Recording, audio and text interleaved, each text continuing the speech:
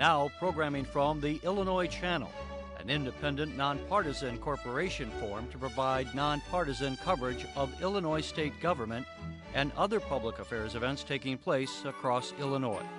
For more information on the Illinois Channel, please visit our website at www.illinoischannel.org.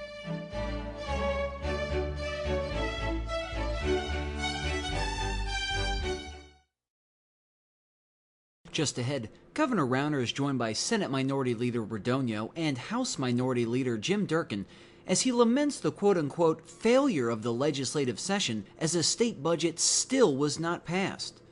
Then in about 25 minutes from now, we talk to Representative Will Davis about Senate Bill 100, which establishes guidelines for school discipline.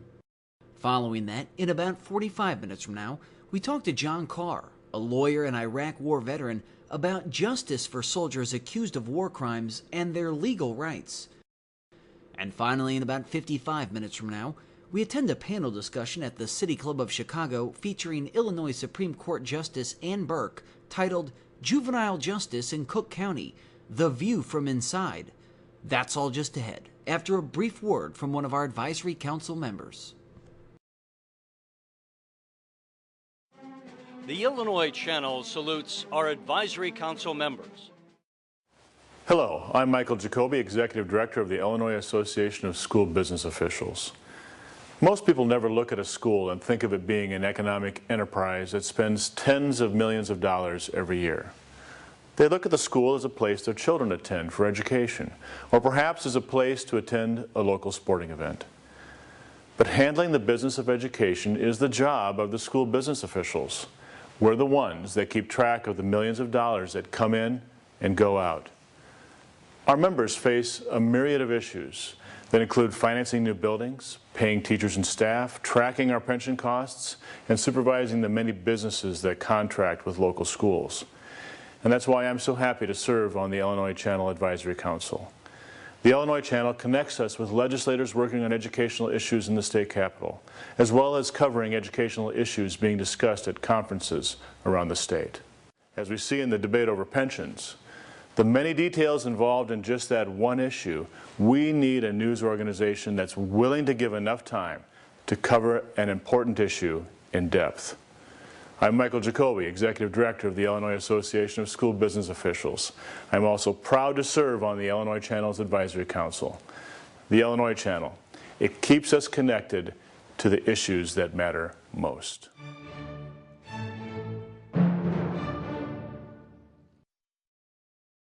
Next from Springfield, Governor Rauner is joined by Senate Minority Leader Radonio and House Minority Leader Jim Durkin as he laments the quote-unquote failure of the legislative session as a state budget still was not passed. This runs about 25 minutes. All right, good afternoon. Thank you for joining us today. Today, we end the spring session of the General Assembly in stunning failure. Stunning failure by the supermajority Democrats who control our legislature. The Democrats in the General Assembly have failed to pass a balanced budget. They have failed to pass reforms to protect our property taxpayers. They have failed to pass reforms on our pension system. They have failed to pass reforms to grow our economy and create more high-paying jobs. They have failed to pass reforms on our political system through term limits. Stunning failure, again.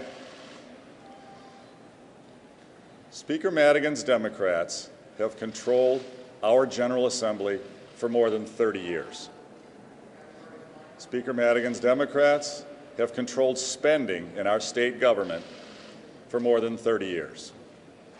Under the Democrats' control, we have the highest deficits, the highest debt, the highest unfunded pensions of any state in America. Under Speaker Madigan's Democrats, we have the highest unemployment rate of any state in America. Under Speaker Madigan's Democrats, we have the highest property taxes of any state in America. Under Democratic control, we lead the nation in people leaving the great state of Illinois. We have to change direction. We must fundamentally reform our government so it works for the people again. And we have got to stop spending money that we don't have. We have got to stop the deficit spending. Now. We have to stop it now. The budget that the Democrats passed is $7.5 billion out of balance. To pay for that budget would require our income tax to increase to 5.5%, a massive income tax hike to pay for this unbalanced budget. The Democrats know that the people of Illinois, the small business owners, the job creators of Illinois, don't want a massive tax hike. So they're not being honest. They're not talking about the tax hike. They just want to appropriate the spending, let our unpaid bills pile up, and then, after the general election in November, put in the massive income tax hike. That is their intent. President Cullerton was pretty candid about it, that they don't want to take any reform votes now, don't want to take any difficult votes now, wait until after the general election. That is wrong. We have tried in good faith to work with the Democrats for the past year through our working groups on a bipartisan basis to come up with reforms so we can get a truly balanced budget, grow our economy, and protect our taxpayers. We were making significant progress in recent months, significant progress. Members of both political parties in private were negotiating in good faith to come up with compromises on spending levels, on new revenues, and on reforms to grow our economy and protect our taxpayers. Speaker Madigan became concerned in recent weeks that too much progress was being made. He was not ready to embrace reform, inserted himself in the process, slow-walked the budget groups, the working groups, and then President Cullerton on Friday gave us the word that the working groups could continue to function. That would be fine, and they'll continue to talk, but really no votes on these issues were going to be taken until after the general election. That was his word to us on Friday. At this point, it is essential that we give stability and confidence to our teachers in Illinois, to our school children in Illinois, and to the recipients of government services, our university system, our healthcare system, our correction system, our public safety system. We have got to have stability. These services must be continued to be provided. They cannot be held hostage for this unbalanced budget that will force a massive tax hike on the people of Illinois next winter. We can't hold our schools hostage for this massive tax hike. We can't hold our government services hostage for this massive tax hike. And President Cullerton was candid on Friday that they've been holding up operations funding to put pressure on our administration. They want pressure in our correction system. They want pressure in our healthcare system. They want pressure on our university system. That is wrong. It's not fair. We can't allow it. That's the reason we have introduced two bills. One, to fully fund our K-12 school system and our early childhood education system now, right now, with more money, 100% of the foundation level, K-12, as well as a hold harmless $105 million, so no school district will get less money under the current funding formula that the Democrats put in place in 2003. So Chicago will not get less money. No school district will get less money under the current funding form that the Democrats put in 2003. And our schools can open on time, and we can give them the confidence and dependability they need, stability that the teachers deserve in Illinois, the school system, the parents, and the students deserve.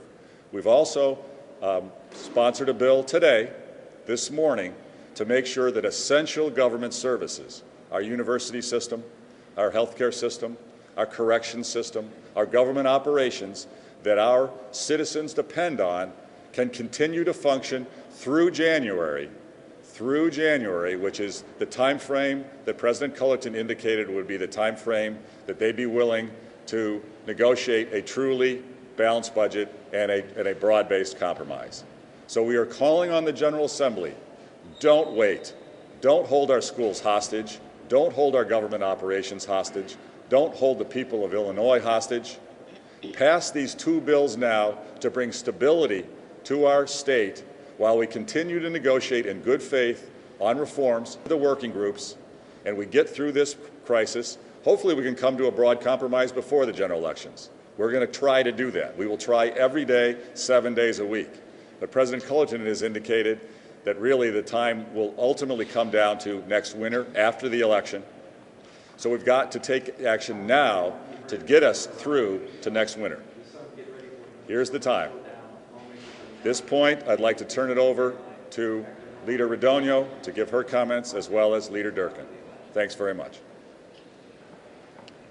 Well, thank you. I think the governor has laid out the case for passing the two bills that we've introduced, the school funding bill and the bill that will allow the government to continue to operate and give stability and predictability to our schools in particular. A couple of points I want to emphasize. The bills that have been introduced are something we can afford. They are paid for. They are not pie in the sky. And secondly, both of those bills can be passed tonight before midnight. It is true we've introduced new bills, but there are vehicles in position in both chambers that can get the job done by midnight. We've seen in hundreds of examples where there's a will, there's a way. So if the Democrats want to pass these things rather than continue the brinksmanship, it is something that in fact can be done and needs to be done. What I fear is that the Democrats are looking at Christmas in July. Using the brinksmanship and the school children of Illinois in order to up the ante. Oh, fine, we'll give you a little bit of money to keep the prisons open, but we need a lot more in this area, a lot more in that area that we can't afford. Again, going back to the fact what we've introduced is affordable. It doesn't set aside the need for further reform and an ultimately balanced budget. We'll continue along those lines. But if there's a sincere bone in the bodies of any rank-and-file Democrat, they will pressure their leaders to get this job done and get it done tonight. Leader Durkin? Sure. Thank you. We have approximately 6 hours left before we conclude this legislative session. We have time and time again over the past month worked with the Democrats, offered the Democrats that we will work with you in a bipartisan manner to accomplish a comprehensive balanced budget. Balanced. However, we know that over the last 24 hours that the Democrats have no other intention other than to pass their $7 billion unbalanced budget. That is reckless, it's irresponsible, it's a slap in the face to every Illinoisan, as it was last year. Now, with the bills that we've introduced today, there's 6 hours to get a stopgap funding mechanism done. As both the governor and also Leader Radonio have stated, it is fully funded. It's not based on IOU or script. This money will actually get to the people that are intended to benefit from this program: schools, higher ed, social service agencies, Department of Corrections. And more importantly, as the Democrats have been using all year an excuse that we are not going to negotiate on a budget because of the turnaround agenda items attached to it. There are turnaround agenda items attached to the legislation that has been introduced by myself and also by Senator Radonio. They no longer have that excuse. We have time to smooth this out, reconcile the bills with the issues that the Democrats have with it, and pass these out of the chambers by the end of the night. Now, we've seen this done time and time again, and we can actually work past midnight. I think it was done with the White Sox bill. It was actually 12:03, but it was 11:59. It was on the Journal. So the bottom line is this legislature needs to stay in session. We should not gavel out anytime soon. We need to have the rank-and-file members of the Democrat caucus in the House and Senate demand that their leadership take these bills to committee, work with us, negotiate in these final hours to bring certainty to all Illinoisans while we can negotiate a larger, comprehensive, balanced budget. Thank you, Leader Durkin. Thank you, Leader Radonio. We'll open it up to questions. Does the stopgap come off the table today? We're focused on getting it passed today. There are bills, there is interest in both chambers to allow this to get passed. We have seen the majority Democrats introduced 500-page bills and vote on them within an hour or two. These issues, these stopgap issues, have all been debated, all been discussed for weeks and weeks. There's nothing new here. We could quickly get this done to bring certainty and stability to our government operations and to our teachers in our school system. But can you answer that question? I mean, what if it doesn't happen tonight? We're focused on getting it done today. And after that? Governor Edgar was interviewed by NPR Illinois, and he's looking at the entire year. He said what's been holding us up is the turnaround agenda, which Governor Rauner hasn't asserted. This is unique to have these other issues be part of the budget process. He's still saying that you putting those non-budget issues, he agrees with the Democrats that are non-budget issues on the table is what holds this whole thing up. Again, I don't want to revisit all the decisions made in the past that have created this problem. What I will say is that economic growth is the key to balanced budgets. Growing our economy is essential to having balanced budgets. If we don't grow our economy, we will never have truly balanced budgets. Our debt is too big. Our unfunded pensions are too big. Our property taxes are too high. We need reforms to grow the economy. And if we had just merely grown the great state of Illinois at the nation's average, and we should be growing way above the nation's average, but if we have been growing at the nation's average over the last 15 years, we would not have a deficit today. We would not need any tax hikes. We would have not any deficit because of economic growth. We would not have needed the 2011 tax hike. We would not have any unpaid bills. And we would have well over $10 billion more in the state treasury to fund our schools and our human services. Economic growth is the key, and our entire turnaround agenda is focused on value for taxpayers and, most importantly, economic growth, creating more jobs, higher incomes, more competitiveness for the Illinois economy so we can all prosper and have a higher quality of life for the people of Illinois. That's what we've got to have. It's clear we've been going the wrong direction for too many years, and our agenda is about turning that around, and that will lead to balanced budgets in the long run. Yeah, Mary. Why do folks perceive that as hurting the little guy? They don't. I don't know if you guys laid out the case, but that's the inference they make. That's the quick response. These special interest groups that donate to Speaker Madigan's organization don't want to change. The reality is family incomes on average have declined over the last 17 years. We are going in the wrong direction, and struggling families are hurting. Their property taxes are too high. They don't have enough job opportunities. The key to rising family incomes is a healthy, competitive economy, creating multiple jobs for people to choose from. That's what raises family incomes. And some have said, well, it hurts the middle class, or it's a race to the bottom to have these types of reforms. I hear that very frequently. The tragedy is, look at the other states that have more pro-growth, pro-turnaround agenda items in their policy. Texas, Tennessee, Indiana. They are growing faster than us. And factory workers in Texas, which many people say, well, that's an anti-worker state, that's a pro-business state. Factory workers in Texas make more money than factory workers in Illinois. Factory workers in Indiana, when you adjust for the cost of living, make more than here in Illinois. We've got to change, and economic growth raises everybody's incomes. The special interest groups that like the status quo, they're spinning things that are just not true. Thank you. You told everyone behind you to vote no on the K-12 bill last year, and then you went ahead and signed it.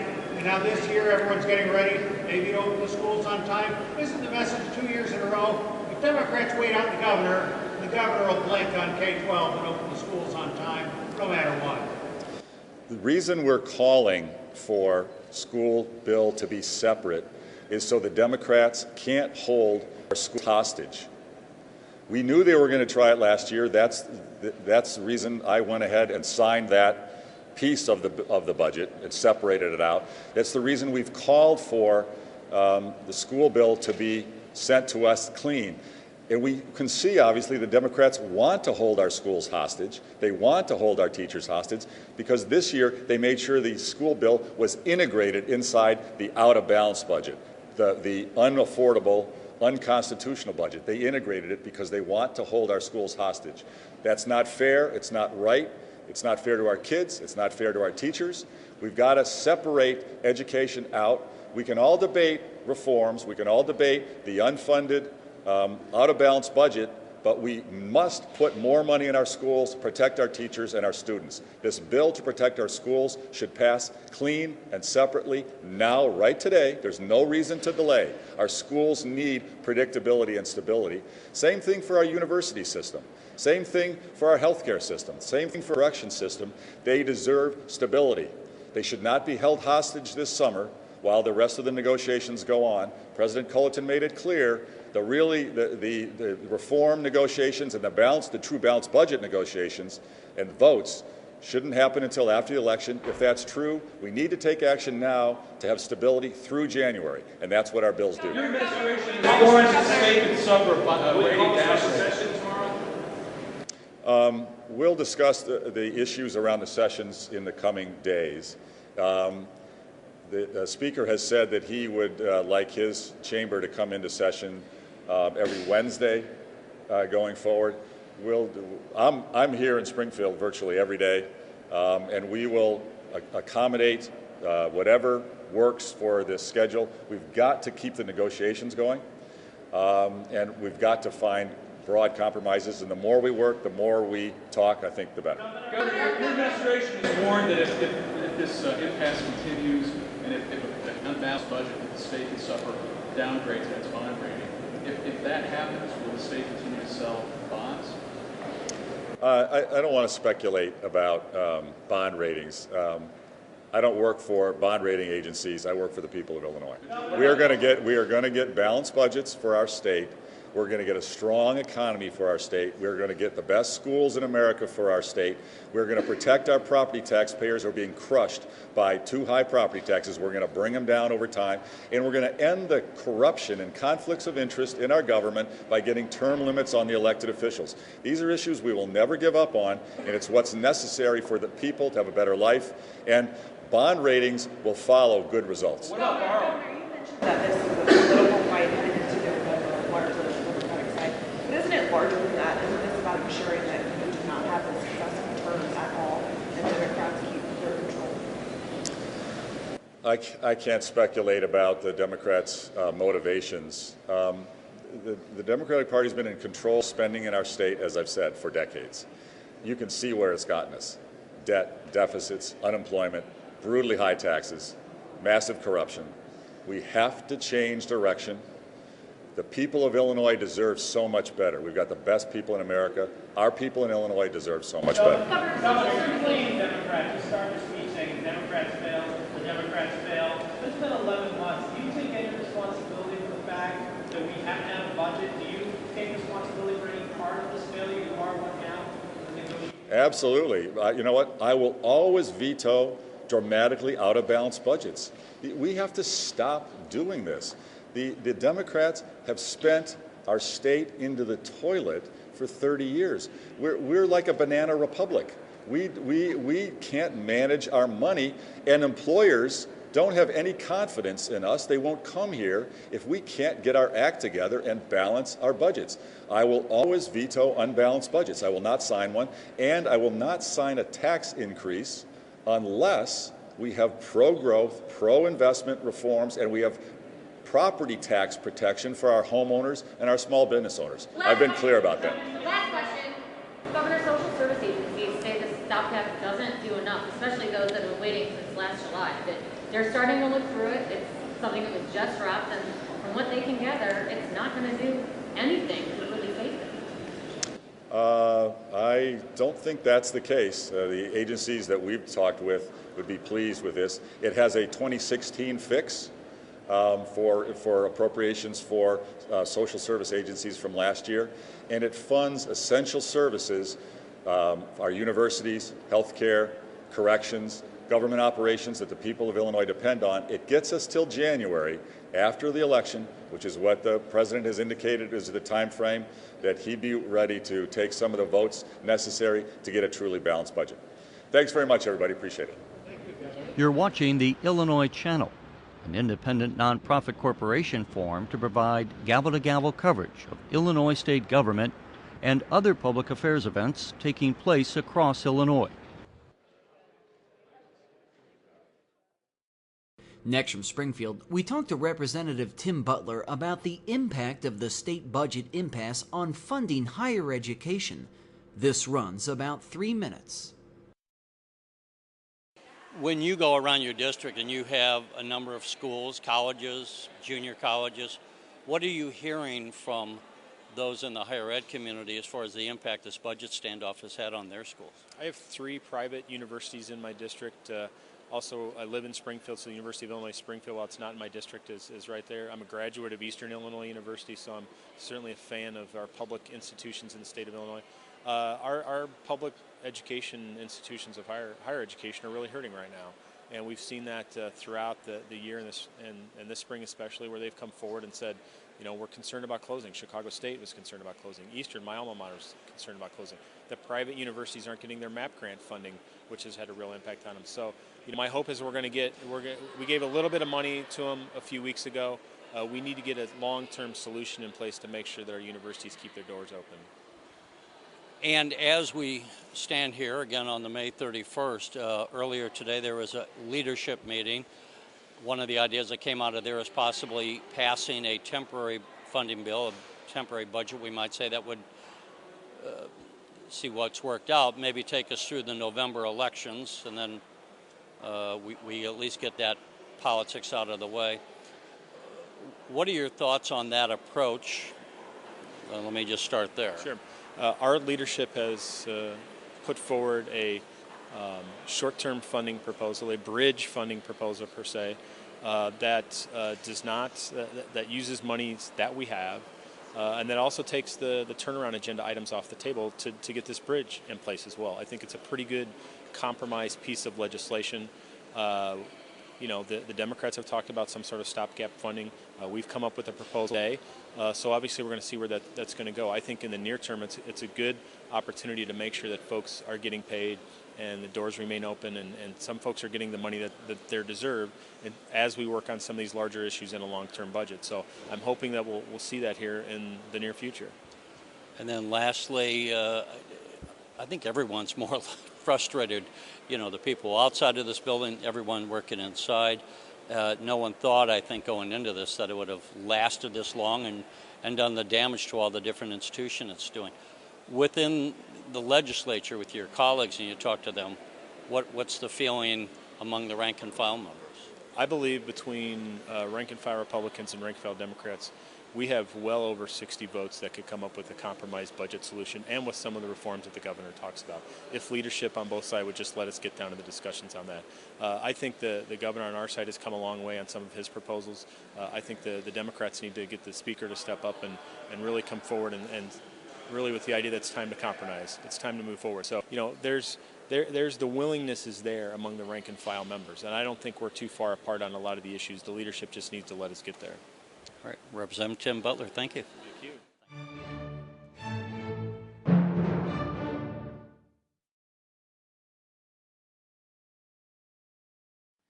Hi, I'm Dalitso Solomoyo, President of the Illinois Association of Community Action Agencies. We are an organization of 36 member agencies located around Illinois which provide needed services to our fellow citizens. It may be helping provide services at a homeless shelter, or helping to provide affordable utilities to low-income people across Illinois through such programs as the Low-Income Home Energy Assistance Program, better known as LIHEAP, or working with rural communities and helping them maintain needed community infrastructure. These are just a few of the many services provided by Illinois' community action agencies. But to provide these services efficiently and effectively, we need solid information. That's why, in addition to heading the Illinois Association of Community Action Agencies, I am also proud to serve on the Illinois Channel's Advisory Council. I have watched the Illinois Channel for years. It provides serious coverage of the Illinois legislature, public policy discussions, and one-on-one interviews with leaders from across Illinois. It's the kind of solid, in-depth information all of us need to get beyond partisan politics and political spin and just hear directly what's happening, what's being proposed, and why. I know and you know that Illinois is filled with good people. But if we are to have good, effective public policies, we need to base those on good information. We get that from the Illinois Channel. That's why I watch it, and I hope you will too. The Illinois Channel, it works for all of us. Next from Springfield, we talked to Representative Will Davis about Senate Bill 100, which establishes guidelines for school discipline. This runs about 20 minutes. Representative Will Davis, thanks for joining us again on the Illinois Channel. One of the pieces of legislation that passed a year ago, Senate Bill 100, had to do with discipline. I'm going to have you tell us more about it, but what was the purpose of the bill? And then let's do a follow-up. Do we know of any of the implications thus far now that it's been enacted for a year? Well, Senate Bill 100 was an initiative that I sponsored in the House and Senator Kim sponsored in the Senate, and is essentially an examination of the use of exclusionary disciplinary in schools, i.e. suspensions and expulsions. Some of the data show that there was an overuse of exclusionary discipline in schools, particularly aimed at students of color. So this was an effort to kind of come back and say, look, we don't want to impact your ability to discipline students when necessary, but maybe we ought to consider how we go about doing that. Not necessarily a process, but recognize that maybe there are circumstances surrounding why students are acting out, and said instead of just a blanket policy to exclude students out of school, then maybe we would look at every other possible means of disciplinary action before you get to discipline that results in a student being out of school. We weren't trying to limit the power of police, if there needed to be arrests made and things of that nature, but again, you just can't make an assumption why a student is acting out, and this just really encouraged an examination and that you use every possible form of disciplinary before you actually put the student out. I'm going to make an analogy to see if that helps to illustrate the problem that existed beforehand, and it might be if the only action we had was the death penalty, we might be overreacting to any number of people who committed crimes, but if the only option was the death penalty, we're giving the death penalty out when we wouldn't have had to do that. And what we really needed to do in that instance is have intermediate forms of punishment. Is that a fairer way of saying kind of what you were faced with here, where the discipline had to be reestablished in the schools when people act up, but there wasn't that line of gradation of punishment that would go up the ladder, so to speak? You're essentially correct. The other forms of discipline did exist, but school districts were opting not to use some of the other pathways of discipline and just suggesting, hey, maybe this student is a problem, whether they were or not a continued problem, but this student's a problem. The best way we can do it is just to push them out of the school. Now, that means the community had to deal with that individual. The student wasn't learning, they weren't in school, they weren't in an educational environment. So again, use of that type of disciplinary probably caused more problems ultimately than it solved. But again, the idea was to just say, let's take a step back, let's use all of our tools that we may have, all the tools in the toolbox before we get to that point. But in the process, maybe we can identify and discover the reasons why students are doing certain things or acting a certain way. Are there factors in the community that they're dealing with, that they're bringing into school that now may cause them to act out? Are we providing enough social services? Are we providing enough opportunities for them to talk through some of their challenges and concerns? But in the event that a disciplinary action had to be taken, could we use in-school suspensions? At least they're still in the institution. They still have access to work, to teachers, so we can continue their education versus excluding them from the educational setting. So, first of all, it's good here that there's a discussion on looking at discipline. I think so many times in education we only hear about we need to spend more money, and I've had these conversations with school superintendents that if you don't have discipline in the classroom, you could spend $100,000 a year per pupil and you're not going to learn if you don't have the learning environment in the classroom. And yet at the other time, on the other hand, any number of teachers have complained that sometimes they're not supported as far as trying to discipline kids who are disrupted. So you have to walk that line, don't you? I mean, I think which maybe this bill is trying to get to say we're going to have discipline in the classroom, but on the other hand, you don't want to destroy some young person's future by just expelling them from school and then they never even get a high school degree. What are some of the steps? I mean, in a simplified fashion, what are some of the gradation of punishment, and is there any results from the field thus far, any feedback they've heard from schools as far as how it's working? Well, in terms of the steps, I mean, schools have in-school suspensions that they could use. Maybe they could exclude a student from a particular activity or something like that takes place in the school. So again, there are a number of different ways to look at it, but also what this implies is that discipline must be consistent. Sometimes you had teachers exacting different types of discipline for the same offense. And so it really caused the school to really be able to take a step back and look at their internal policies about how they administer discipline. It's led to the use of kind of uniform codes, if you will. We've worked with the Chicago Lawyers Committee on Civil Rights. They have developed consistent guidelines that schools can adopt toward exacting their discipline. One of the misconceptions about this is that it automatically costs a school money. And the reality is that it doesn't automatically cost school any additional resources. Again, it's just requiring you to take a step back and look at how you administer discipline, the policies and procedures that each district or each school has toward administering those policies and procedures. So I think it just kind of blew the cover off the inconsistencies that exist from school to school within a district, as well as from district to district, from the city of Chicago to downstate Illinois and upstate Illinois. Everybody was just doing it a little differently, and this really asked schools to take a step back and really look at, are there ways in which we can exact discipline the same way, regardless of who the student is? Because again, one of the statistical pieces that we found was that the discipline unfortunately impacted students of color more than it did white students. And that was a challenge. Well, and I think it would behoove even the students to know, if you, like any of us, if I speed, 5 miles an hour over the speed limit, it's not going to be the same as if I'm driving 50 miles an hour over the speed limit, where we at least have some sense as citizens that there's some relationship between what we're doing and the crime that might be, or the punishment that would be applied. And as you say, that was kind of missing, so that the more this is carried out in the future, now that that's being implemented, the students will learn kind of what the guidelines are themselves, I guess, maybe through painful trial and error, but they'll learn. Right? And certainly students should know kind of what their rights and obligations are as a student in the school.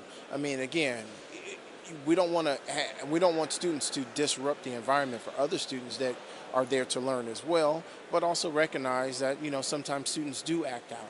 And if this is a child's first offense, and to punish them by excluding them out of the school building, again, their first offense, we don't know what we could be setting off or triggering in that student, where they may feel that, wow, I mean, I've tried to be a good student all these years, and yeah, I had one slip up, and the answer to that is that I now get, expelled or suspended from school.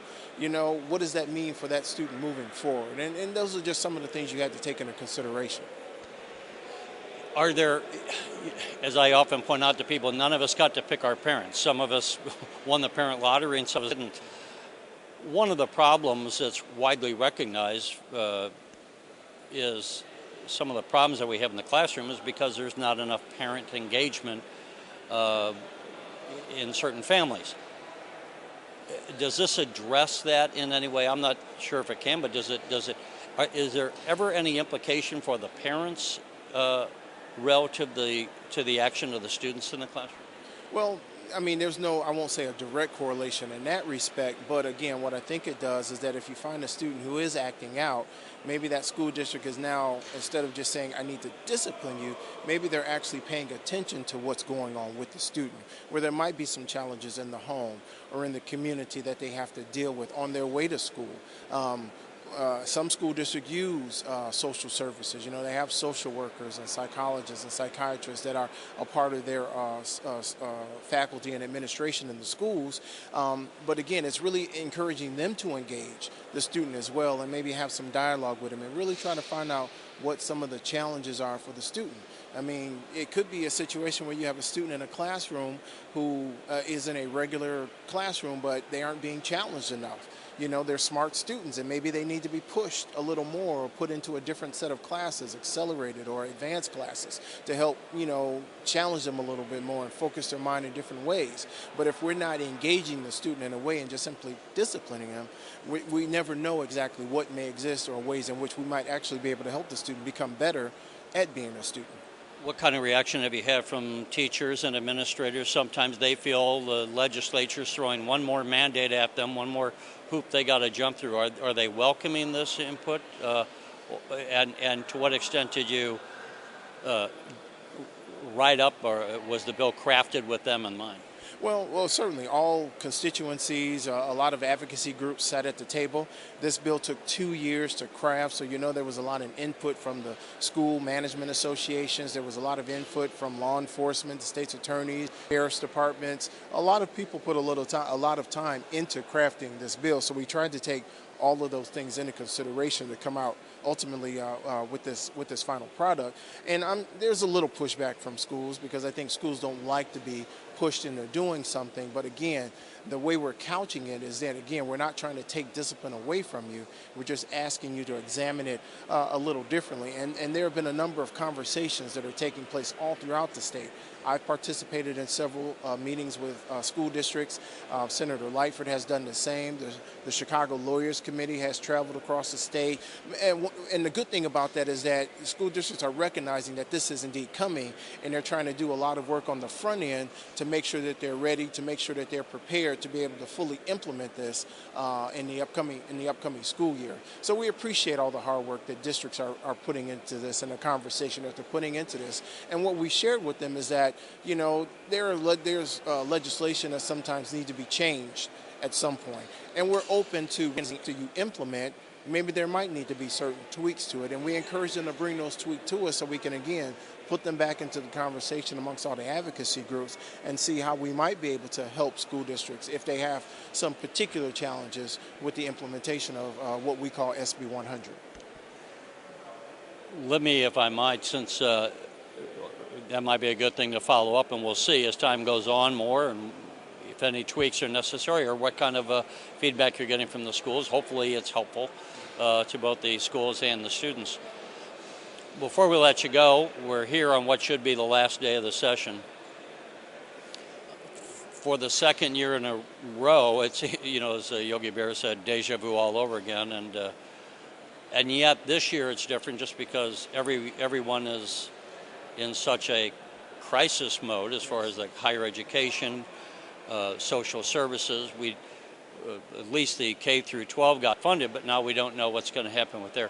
What are your thoughts on just the overall process of or lack of a process of putting together a budget in this standoff that has now gone for 12 months, and we still don't have any resolution to it?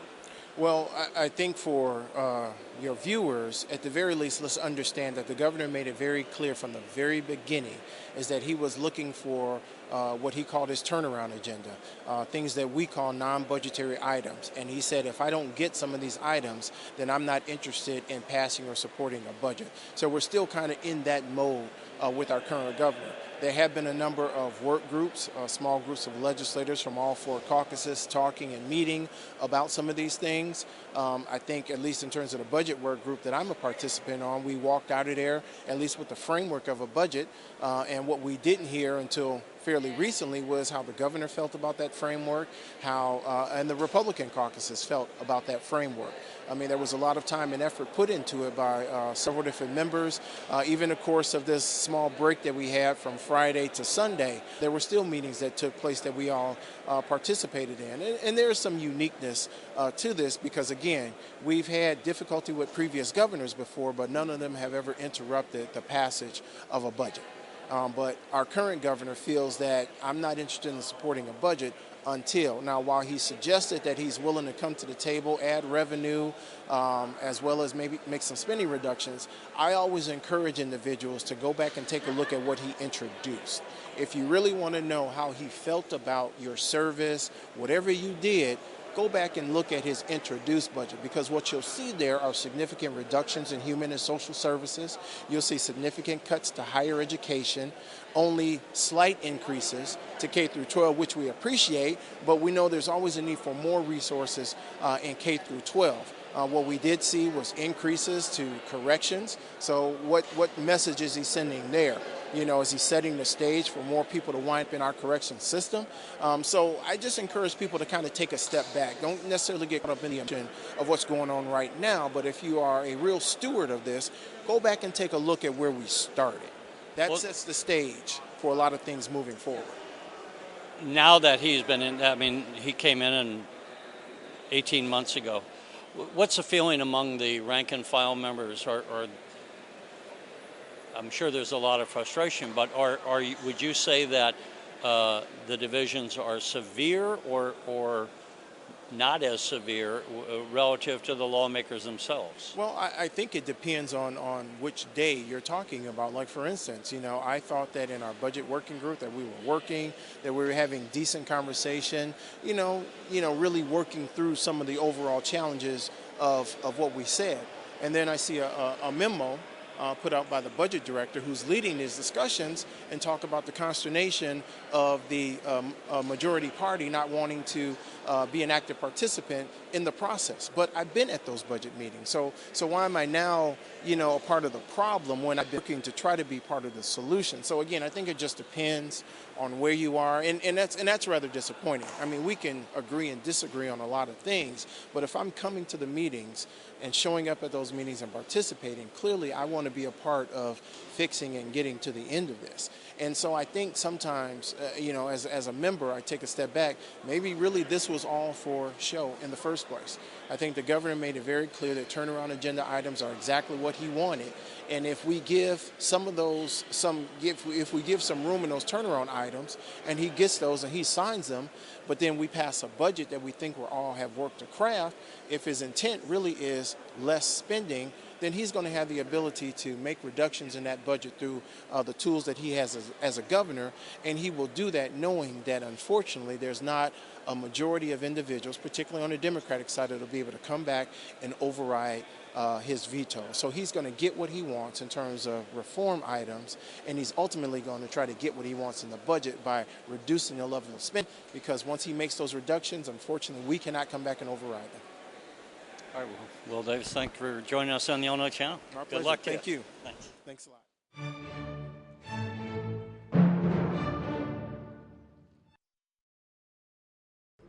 Next from Springfield, we talked to Abe Scarr, the director of the Illinois Public Interest Research Group, about a bill the House recently passed that would allow for automatic voter registration whenever an eligible citizen receives services at a designated state agency.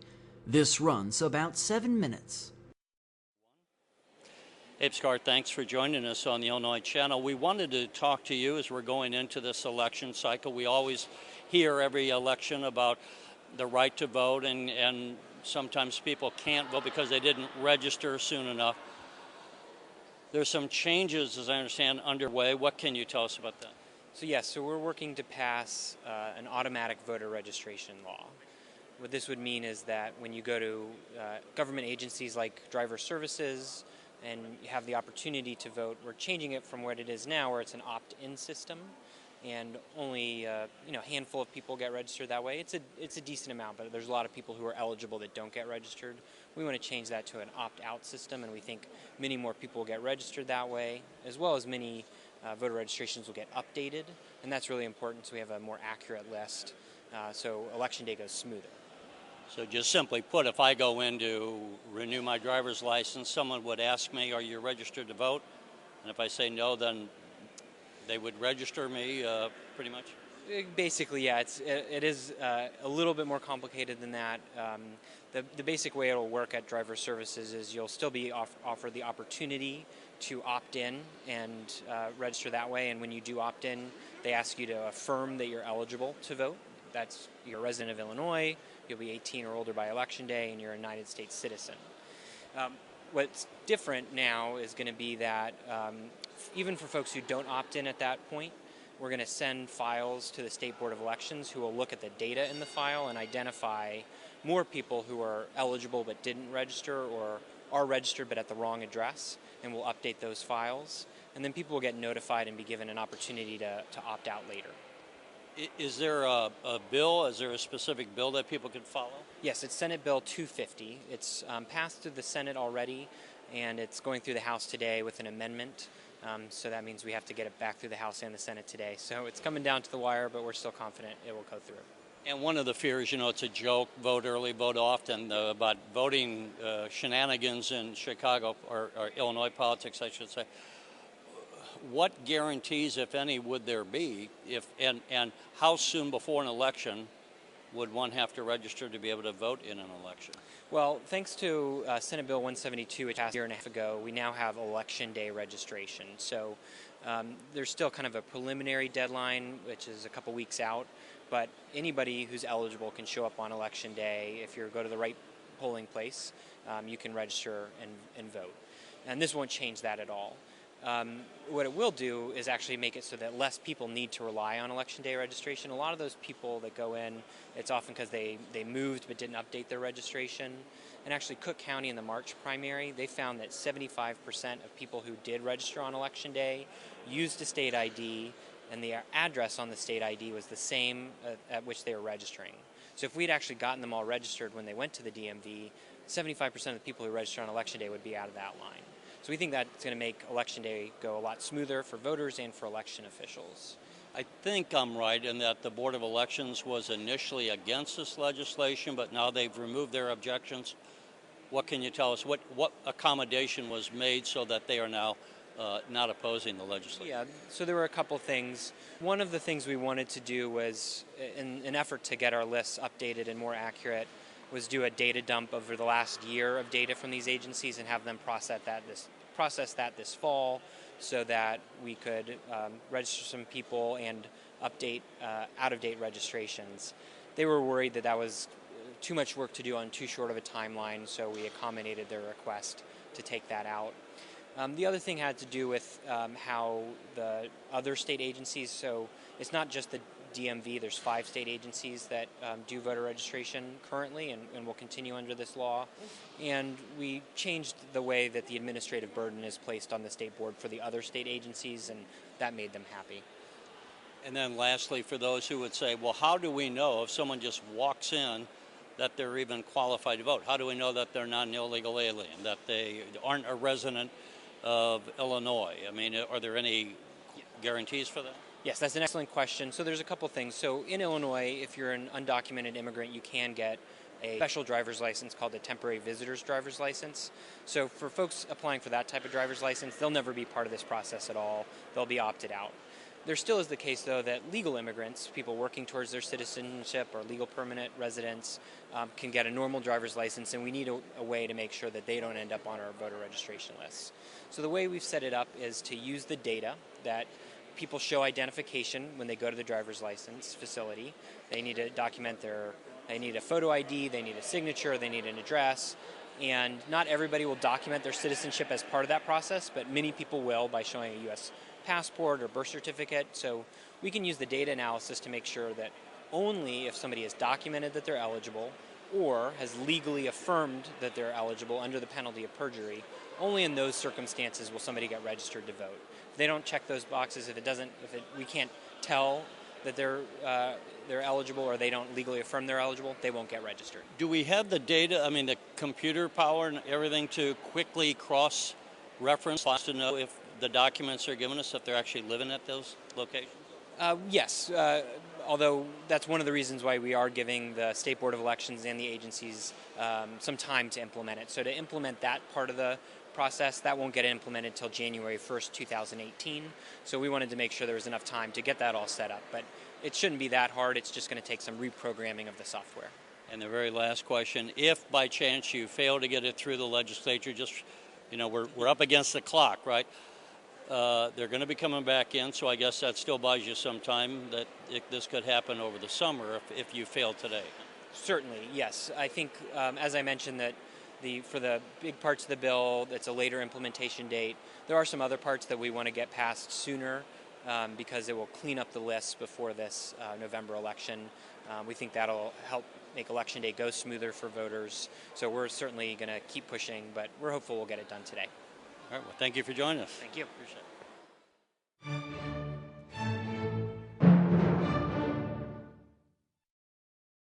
Next from Springfield, we talked to John Carr, a lawyer and Iraq War veteran, about justice for soldiers accused of war crimes and their legal rights. This runs about 8 minutes.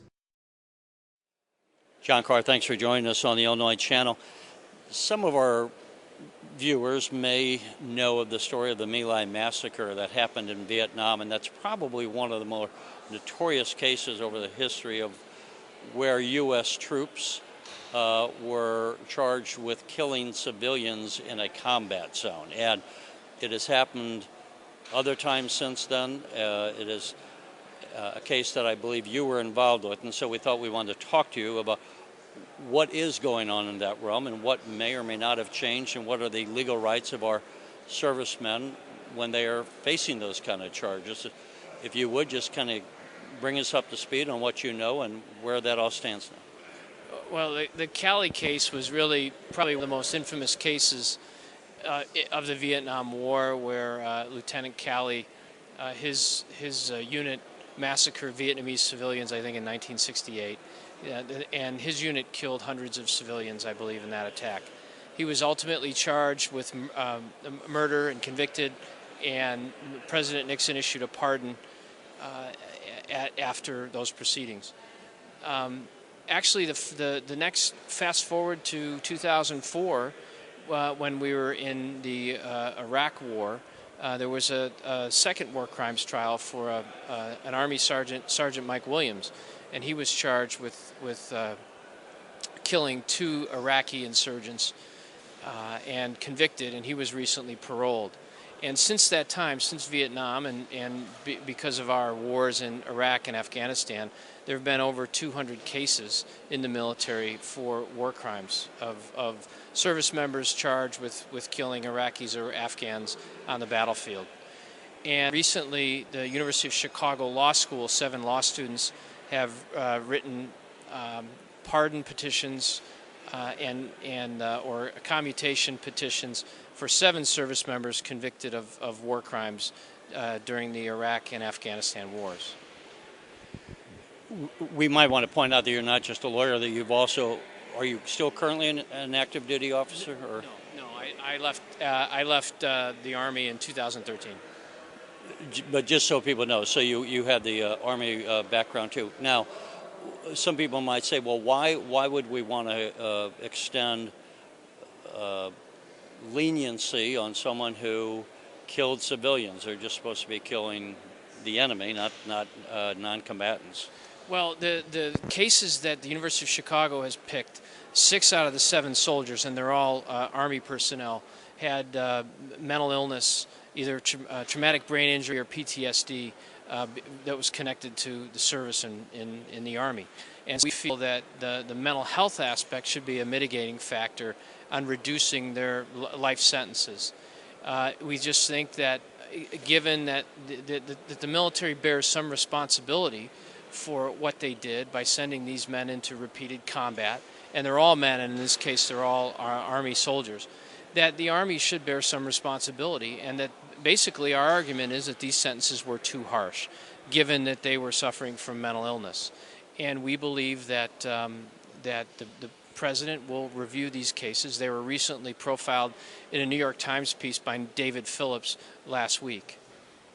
And one of the cases that you and I had talked about in the past off camera is, I don't remember the name of the individual involved, but there is, it might have been an Afghan family that he killed something like 10 or 12 people or so. But Sergeant Bales. Sergeant Bales. So that got a lot of press at the time when that happened.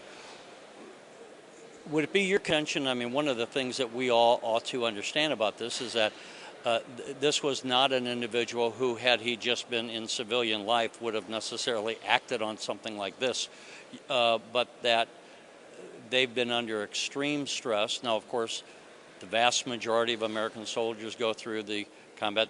They don't go out and kill somebody, but then we're not all created equal and with the same stress levels, and we don't all have the same experiences, even in a combat zone.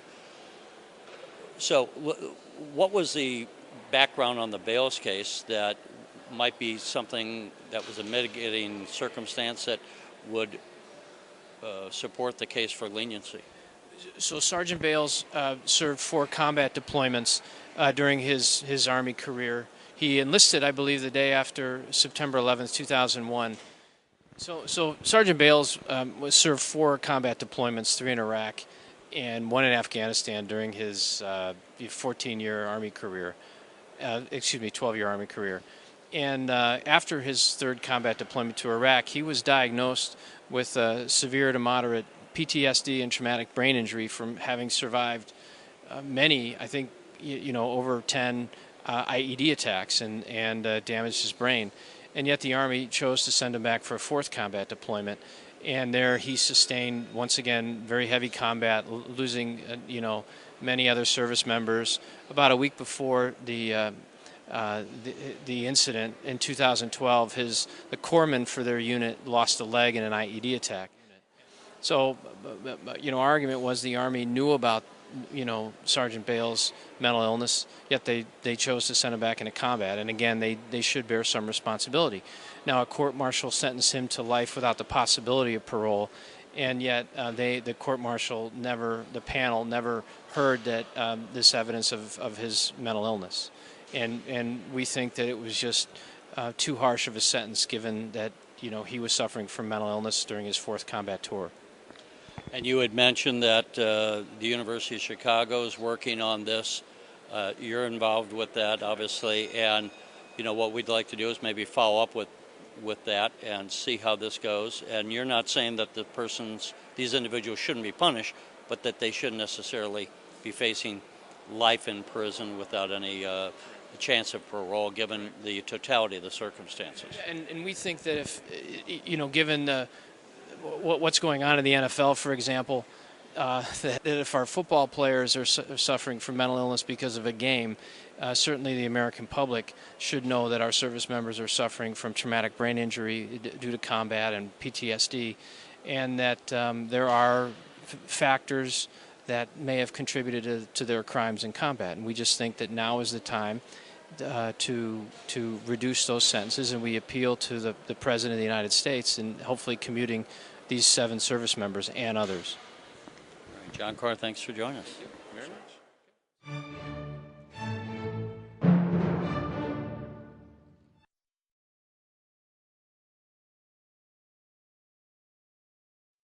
Hi, I'm Bob Myers, President of the Associated Beer Distributors of Illinois. There have been many increases in the number of choices of beers now available in the marketplace. Independent beer distributors offer consumers thousands of craft, domestic, and imported beers from over 3,000 breweries.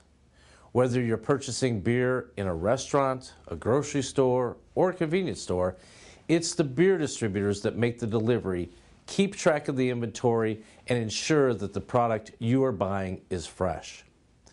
We're also responsible for recording how much beer is sold and ensuring that the state taxes on those sales are collected. And because we want everyone to drink responsibly, beer distributors play the central role in the 3-tier system that regulates beer from the brewery to its distribution and final sale at a retail location. Working in a highly regulated industry is just one reason we also support the work of the Illinois Channel.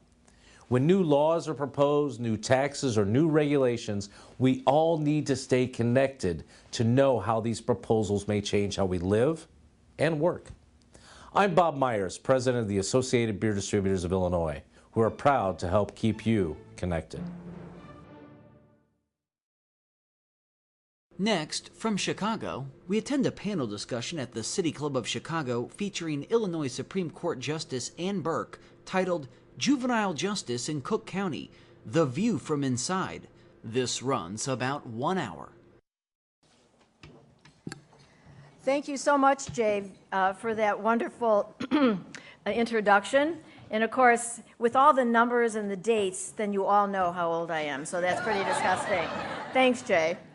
But on behalf of the panel, who are also devoted public servants, I want to thank all of you for attending today, and to the City Club especially, and the board of the City Club, for making sure that this topic is one in which that you are interested in and that you're going to hear from the best of the best. So, as you know, the criminal justice system is extremely complex. So today we're going to focus on the juvenile justice system, and I've prepared and simplified flow chart of the system in Cook County. There it is. Even that is still quite complex, which is something worth noting. Even those who are part of the system can't figure it out.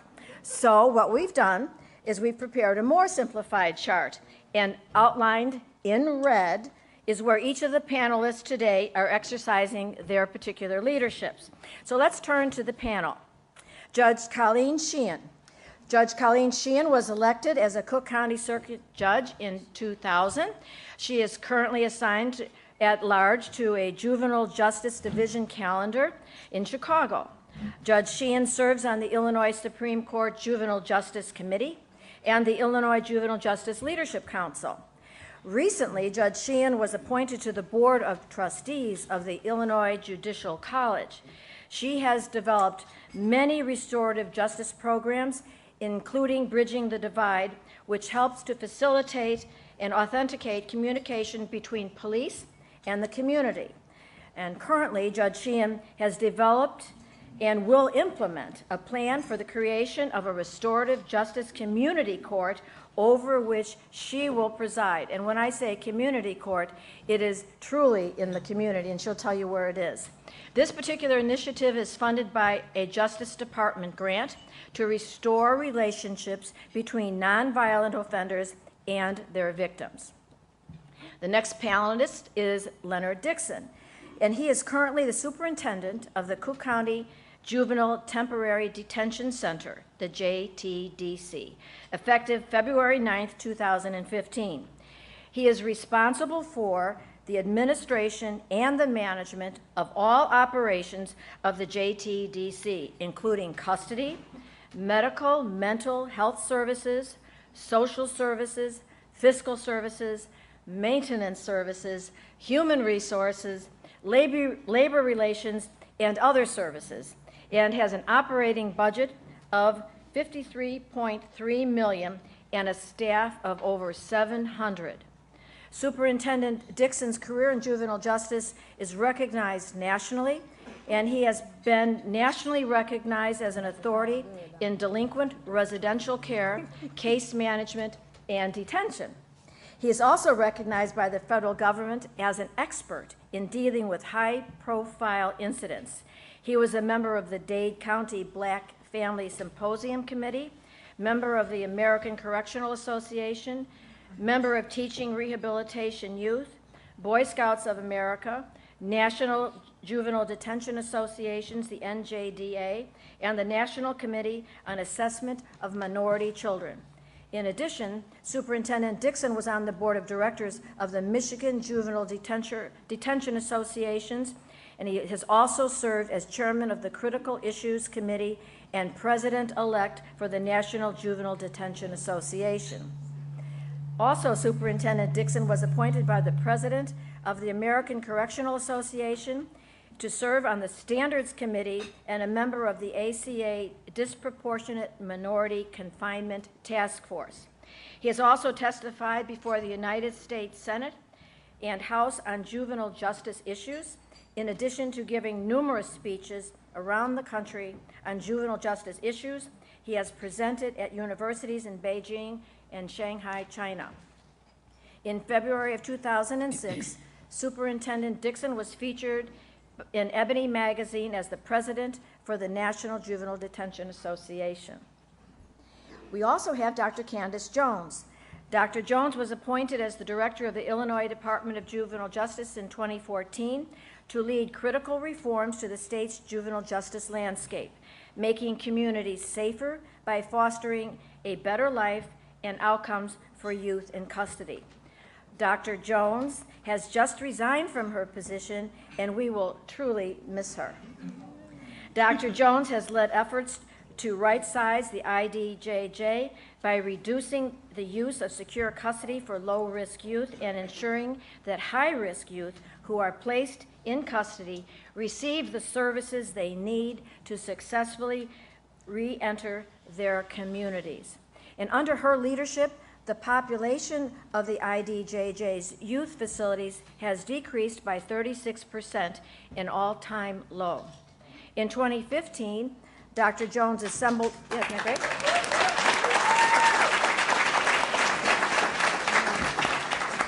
And in 2015, Dr. Jones assembled a coalition of juvenile justice advocates to develop a legislative reform package that was later signed into law by Illinois Governor Bruce Rauner. The laws help the IDJJ continue to right-size by excluding youth convicted of misdemeanors from being sentenced to the IDJJ, clarifying the length of community supervision, eliminating automatic transfers from juvenile court to adult court of 15-year-olds accused of certain crimes, and prohibiting children under 13 from being held in county detention unless there is no viable community-based alternative. Dr. Jones's career has been dedicated to public service, centering on transforming systems to improve the quality of life for at-risk children. In 2012, she was named a White House Fellow. Her fellowship focused on developing a strategy for improving correctional education and re-entry services for incarcerated youth and adults. Her work resulted in the Department of Education's decision to issue a redetermination of Pell Grant eligibility for justice-involved youth and adults. That alone is fantastic.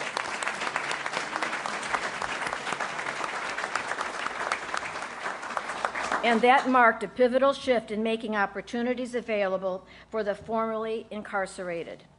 In addition, Dr. Jones drove juvenile justice strategy nationally as a program officer at the MacArthur Foundation. And while at MacArthur, she led the partnerships that enabled the state and local institutions to create methods and programs that juvenile justice professionals now look to as best practices in areas including the development of graduated sanctions, use of risk assessment instruments, and vocational programming.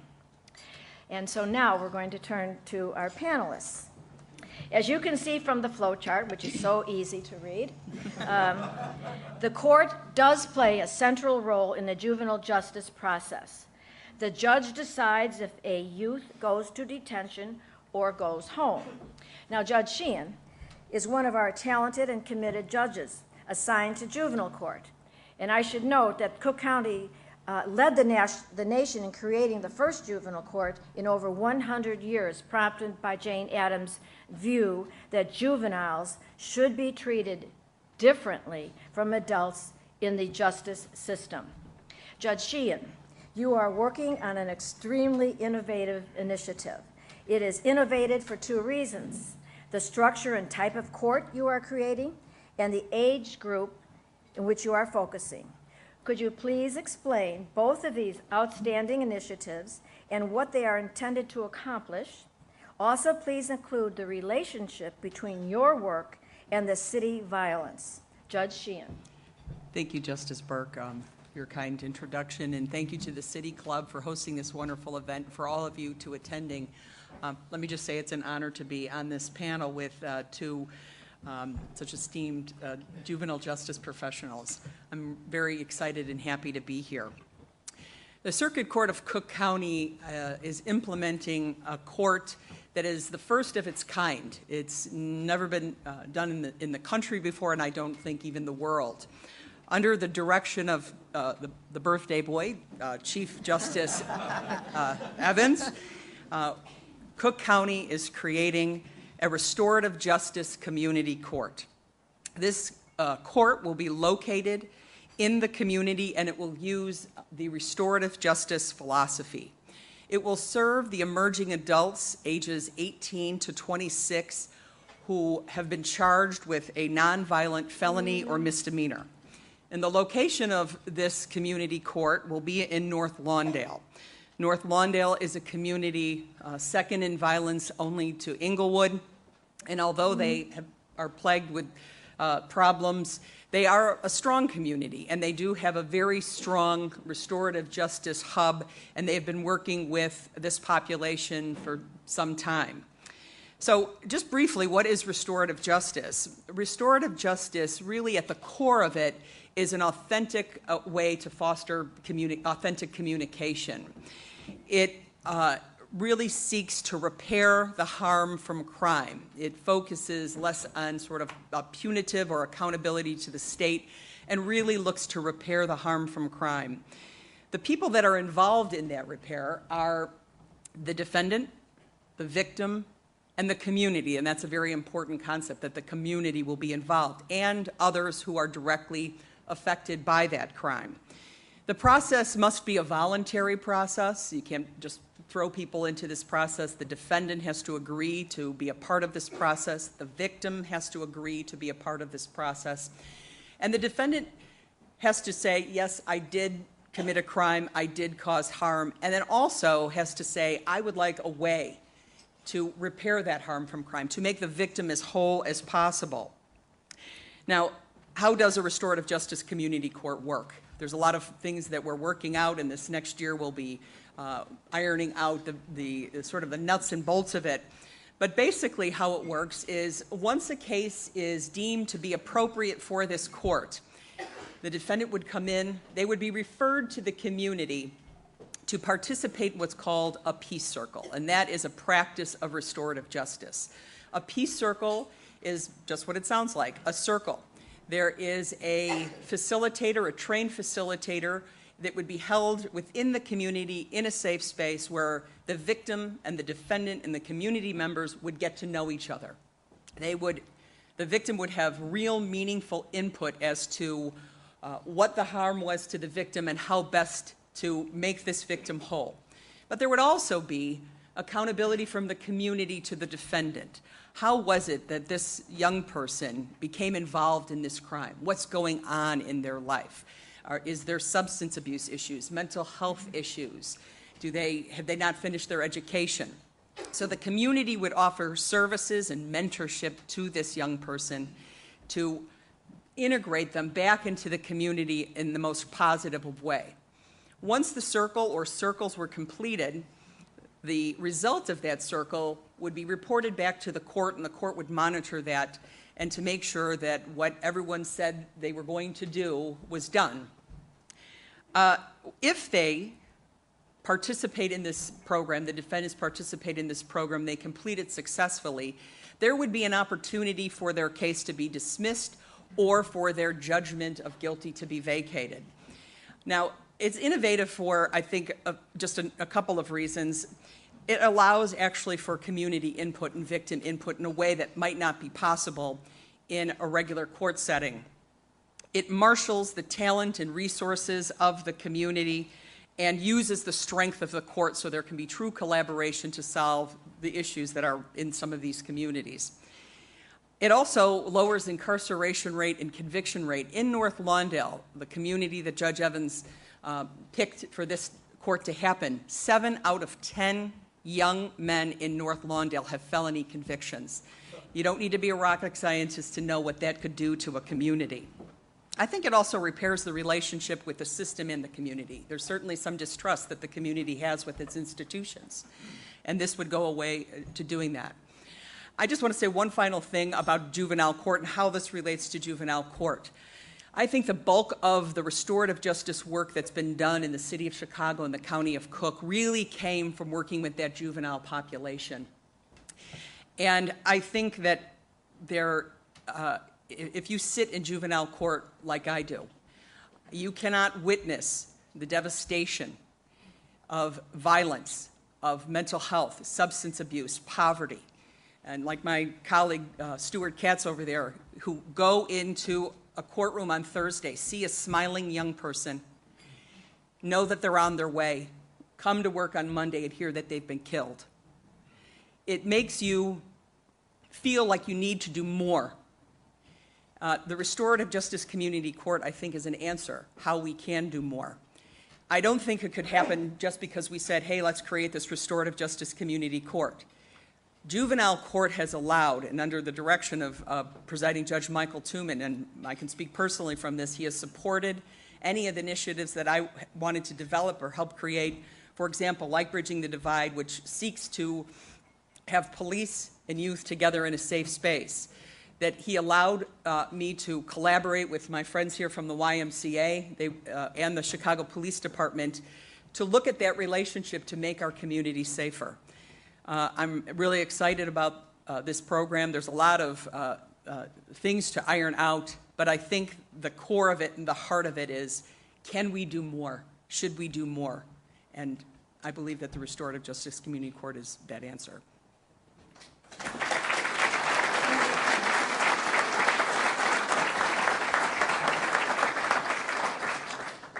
And while you're sitting there thinking about what we can do more and to help Judge Sheehan, write down some questions that you have of her and maybe some suggestions what you can do to help. And now I'm looking to Superintendent Dixon.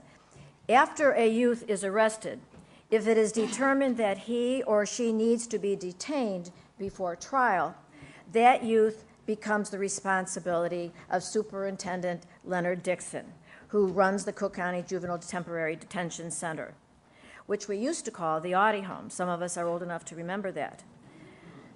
Superintendent Dixon, almost a year ago, you were hired to oversee the detention center.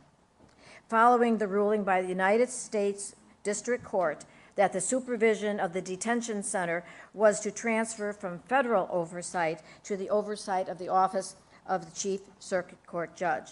And fortunately for us, you were chosen to be the superintendent. Superintendent Dixon, could you please describe for all of us who might not be familiar how many youth are presently in the facility, how long they stay on an average, and what the conditions were like when you became the superintendent? Then please talk about the changes you have made thus far and what outcomes you're trying to achieve for the youth. Also include, if you can, the relationship between your work and the city violence. It's a big topic. Okay. I'm gonna come up. Yes, you are. Hell, that was longer than my resume. Oh, thank you for having me here. See how I start this. What will I do when you're gone? Who's gonna tell me the truth? Who's gonna finish the stories I start the way you always do? When somebody knocks at the door, someone else comes in. I will smile and take their hands, but you can't make old friends. And that's one of the things that we need from this group. See, when people ask me about what we need to do, my issue is that we are part of the community, and as we become friends and we work together, then we get things accomplished, because no one does anything alone. My father was right. If you don't like or love people, you can't help them. And when you love and like people, then you spend time to help them become successful. And it doesn't make a difference what community that you're in.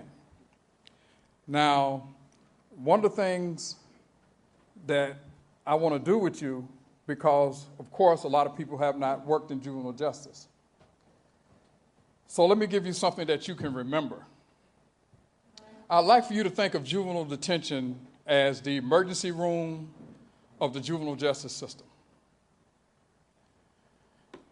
And I'm going to give you a mnemonic way of understanding that.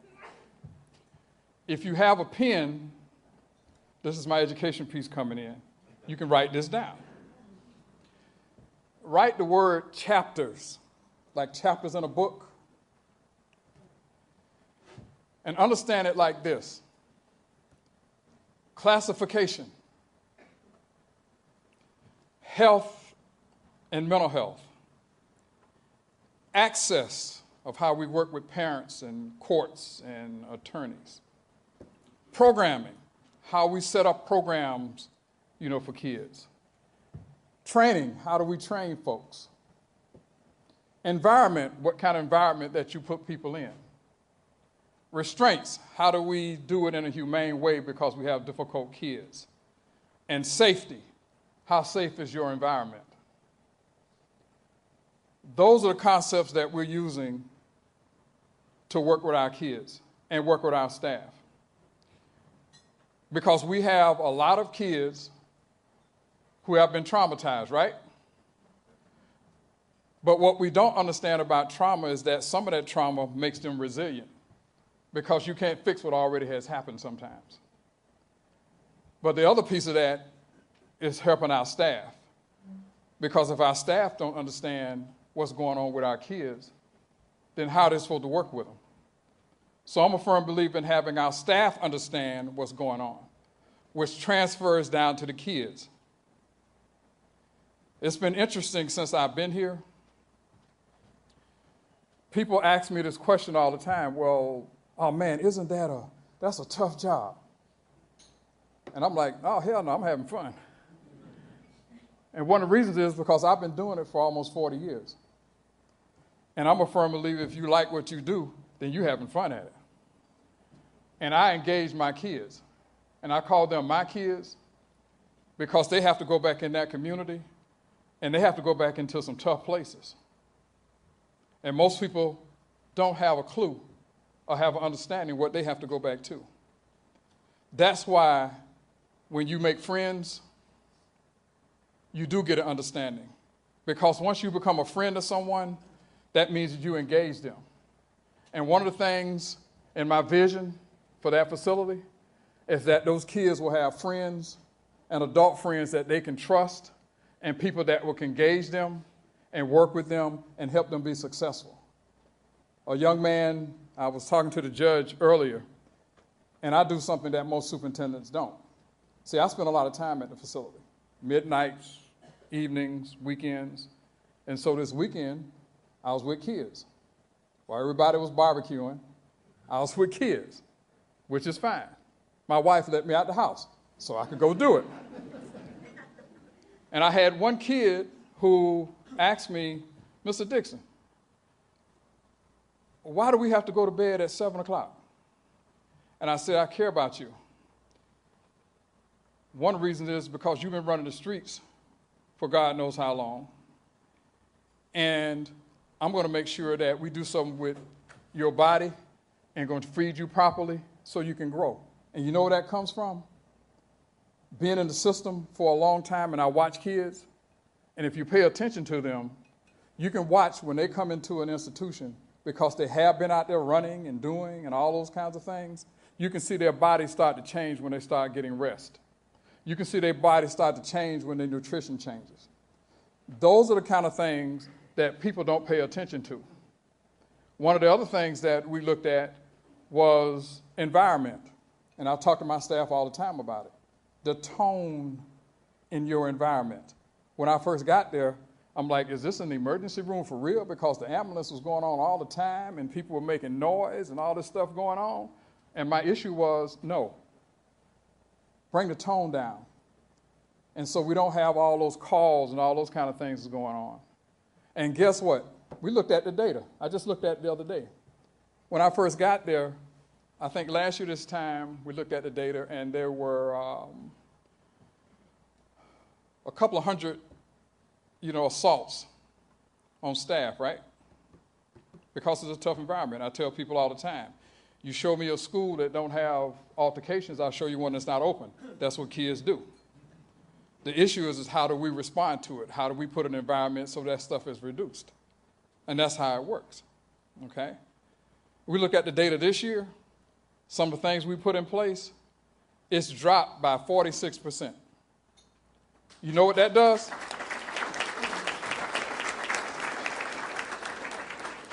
You know what that does? That means that what we're doing from a mental health standpoint, from an education standpoint, from a medical standpoint, we're working with the state, with Candace and those, and putting, case management together with the probation department, which had not been done before. That means that everybody's talking. And when everybody's talking, they're communicating and they're getting things together so we can actually put a good plan together for kids. And don't get me wrong, they're not supposed to be there that long. People call it the Audi home. And I heard that from reading in the books and all that. That's almost like 101, juvenile justice stuff. Well, in Wayne County, they used to call it the youth home. And when we took over, we changed the name to the Wayne County Juvenile Detention Facility. And the reason why it is because names have meanings, because kids are not supposed to be there a long time. It's not supposed to be their home. If it's their home, then we have a bigger problem than what we imagine. Because once you incarcerate people, the longer you keep them in, actually the worse they get. Because they become institutionalized. Our job is to figure out ways to move kids through the system and get them where they need to go. And so if you look at it from an emergency room concept, when you hurt yourself or you break your leg or your ankle or whatever, they don't keep you in the emergency room. They send you where you need to go so you can get services. That's the way it works. And if we have that concept in our system, that means that we'll find ways to reduce kids coming into the system, because that is what we're supposed to be doing. That is if you care. One of the other things, and I'll sit down, is we never like to talk about race. We never like to talk about the significance of what goes on from a racial component. Well, as I go around this country, I see a lot. And I ask the question sometimes, why is there so many minority kids in the juvenile justice system? Those are the questions that we need to be asking. Because once we engage each other and become friends, guess what? We can reduce some of the violence and some of the things that's going on. Because whether we realize it or not, it's not a black and white issue. It's an us issue. And when we work on those kind of things, then that's how we resolve some of those issues. Because when you think you're in your neighborhood and it's not going to affect you, it does. And what we're trying to do is say we're going to work with kids the best we can, and we want to engage, we want to friends, and we need to take this community, and this community needs to become a friend. And it needs to become a friend to all kids. And when we do that, then we don't have to worry about looking at the news all the time and all the violence that's going on, because we're engaged and it's going to help us be better. Because my kids and my grandkids have to be out there also, and I want them to be safe.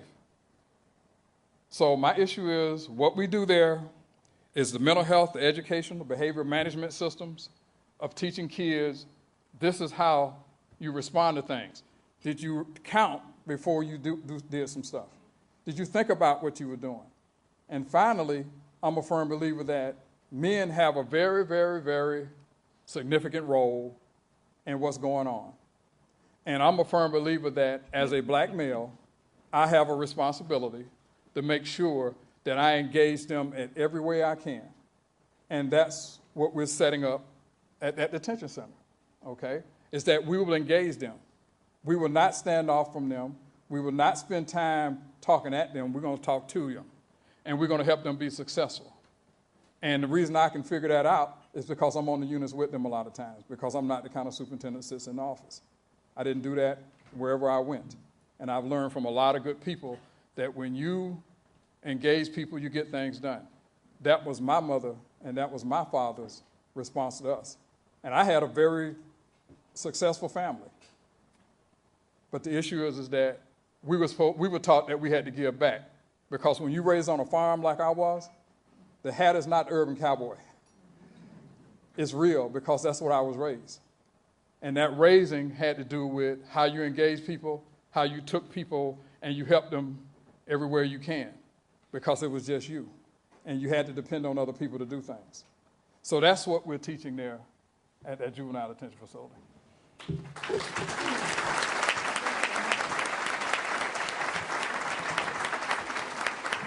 Thank you, Superintendent. For more than 2 years, Director Candace Jones has led the Department of Juvenile Justice at state-level agency where youth are sent when they are convicted of a crime. Under her leadership, the population of the 6 youth facilities in Illinois has decreased from 1,200 to approximately 400. Now, Dr. Jones, could you please explain how and why that happened? What are you trying to accomplish for our youth, and how did you begin that process? And also, please include the relationship between your work and city violence, if you can. Sure, thank you. I want to thank the panelists and, of course, Justice Burke. I can't take credit for all that. Justice Burke's number is that the population of youth in custody has declined from a little over 1,200 in the last 5 years. All of that was not me. When I came on, we had 810 youth in custody. We have 400 today. I take credit for that. And some people, well, be careful. Before you start lighting candles, there's as many people who would throw a dart at my picture, which I think is healthy. But I do actually want to talk about this correlation between justice policy and reform and youth violence, because I think it's a real, we got to deal with that in Illinois, in Chicago. I'm from here, I'll say. I grew up not that far from North Lawndale, Chicago Avenue and Cicero, and I live in just a regular working class community in Chicago, which I always thought was important. When I moved back to DC to do justice policy here, someone who I've known and worked with for a long time called me and said, why are you doing that? This is not the easiest place to do justice work. And I said, it's true. You know, God knows, probably paid better and work less in another jurisdiction. But Chicago's my home and Illinois is my home. And we got to get this right, right?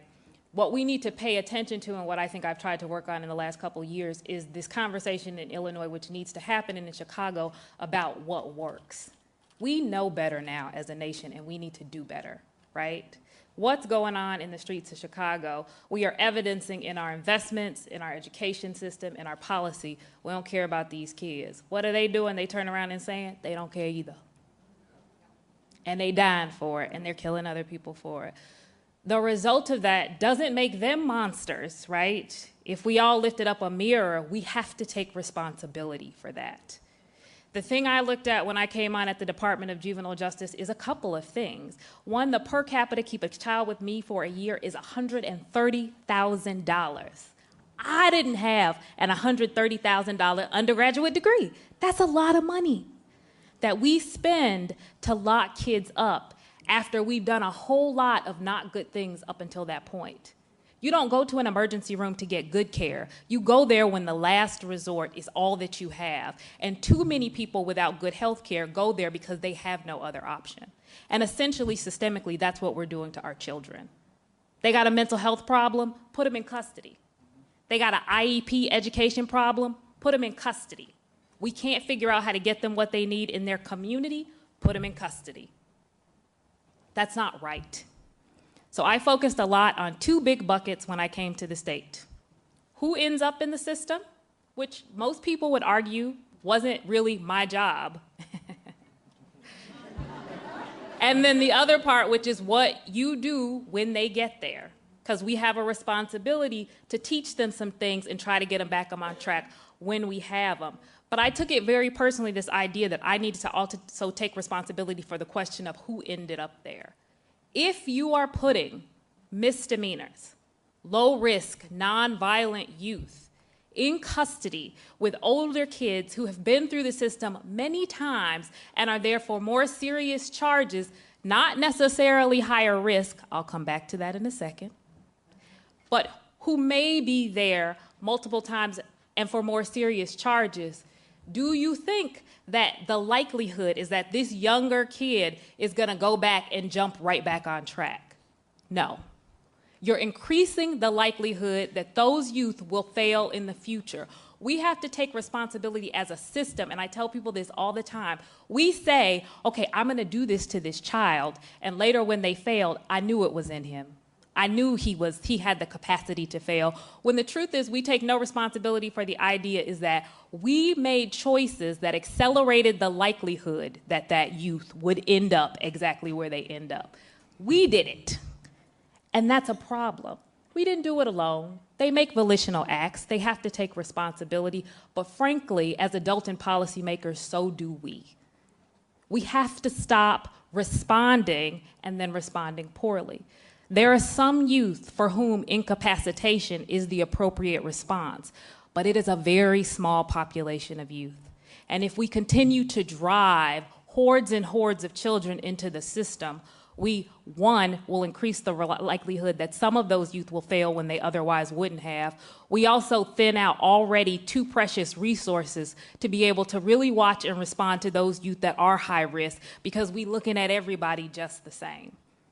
It's a little bit of a policy mess. And so I've spent the last couple of years really trying to focus on that, both forcing this conversation about who's going in and then at the same time looking at what we're doing to those that come out. I agree. We have a fundamental responsibility. I run 6, very soon 5, Illinois prisons. And we have some responsibility to talk about what we're doing with the youth that come into custody. But by and large, research has shown for a very long time now that incapacitation increases the likelihood of future recidivism and failure. So we had better stop leaping so quickly to that reaction. It's a dangerous game we're playing, and we're doing it to ourselves.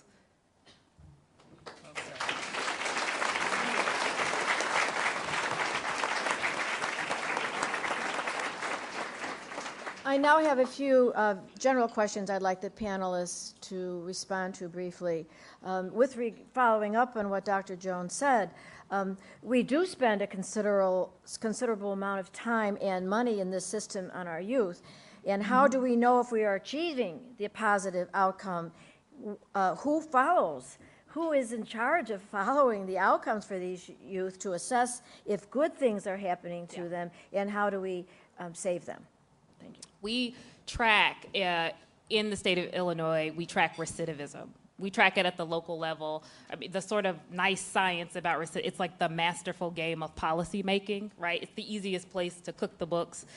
Because recidivism is as simple as what you put into the equation, right? My recidivism might not be his recidivism because we're all defining the numbers differently.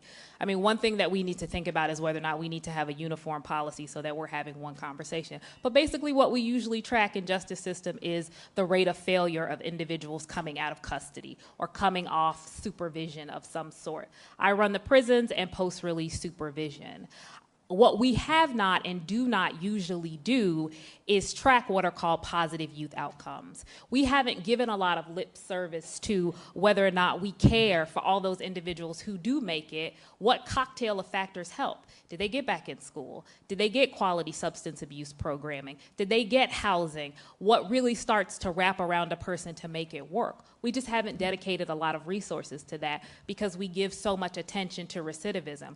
We need to track recidivism, we need to track failure, but systemically we have to start looking at those other things that do work so that we can get a handle on how we make investments and do a good job there. Our system does, because we do post-release supervision, has started to track some of the things, education engagement, job and workforce engagement, not just referral to, but actually whether or not there was connection to and follow through with services and treatment, so we can start to understand all the factors that make up, a child. I mean, the interesting thing is that if any of us had a child, and lots of people do, or even were a child, the fact that you didn't go out and sort of get high again or shoplift a bag of potato chips would not be the only measure of success for you. As parents, as individuals, what you care about is that your child got a job, that they're self-sustaining, that they're healthy, that they're able to support themselves, pay taxes, and be a contributing citizen.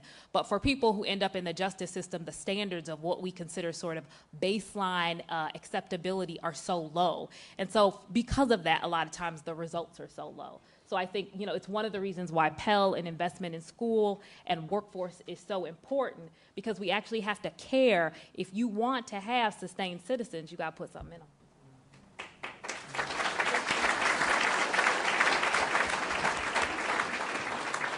Judge Sheehan, with regard to that same question and the court system tracking the young people, I know that you see them one time and then you might see them again, but could you please expound on that? Sure. I think one of the things that juvenile court has done in the last, I think, few years is the juvenile court probation has created data and shared that data with the judges with regard to the warrants that they issue, with regard to the detention, a number of detention commitments that they make, with regard to the number of minors that they send to the Illinois Department of Juvenile Justice or whether they send them to an intensive probation department. We share this data with, we get the data per the calendar, we get them at the monthly meetings that we have in juvenile court, and when that data comes out, we all get a folder. And what's interesting to see what happens is all the judges start looking at it, it's like, hey, how many did you send over there? And we really begin to compare with each other, and I can say for myself, it has made me reflect on, wow, that number is a little higher than I would have thought, or the next month, okay, I got that number down. I spoke, so that I think has been very beneficial to have that actual data in black and white from calendar to calendar on a graph from year to year. You can see it, so you can really take a look at that. That will reflect, recidivism. I know the numbers can. I don't want to use the word cooked, but I had a conversation this morning with the acting director of juvenile probation, Avik Das, and I said, are we measuring the things like the director Candace Jones talked about, and it's some things do not lend themselves well to a graph. And so I think just as we're doing some innovative things like the Restorative Justice Community Court, we have to figure out innovative ways to measure things like, do I feel safe? Am I happy? Am I getting back into school? How am I engaging with the community? Is the community safer? I think that we have to figure out a way to measure that and then share that as well. One of the things he talked about was the work that they're doing with the community, the restorative justice work that they're doing, creating a newsletter. I mean, not everything can go on a graph. And so I think getting those numbers is really important, but I also think to putting the time and the energy and the thought into measuring things aside from just are they in custody or not. Superintendent Dixon, do you have any thoughts on this? I'm sure you do. I'm trying to figure out how to say this. To say this. You're among friends. You can just say it.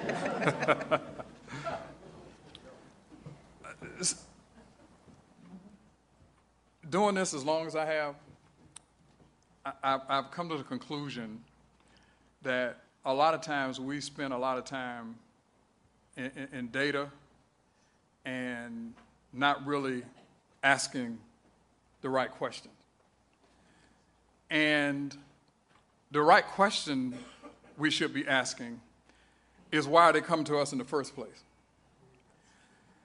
And what are we doing to try to reduce that?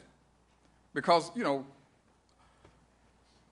we're talking human beings, and my old man was totally correct when he said human beings are what they are, son, human beings. And you do things, and, you try to figure out how you help somebody.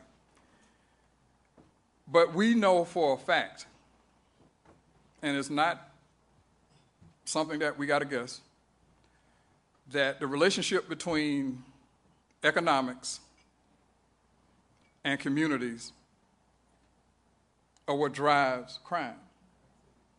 Well, if we know that, it seems to me, and again, I'm just a country boy, and we kind of slow, but it appears to me that if we know that there's an issue of economics that's involved with this, then kids working and those old people who I love dearly was right, and they didn't have to go to school to determine that an idle mind is the devil's workshop. That was real simple, kind of stuff. And I think we made it more sophisticated because I think we have some folks, and we talk about cook the books and those kind of things, and I'm sure I get in trouble,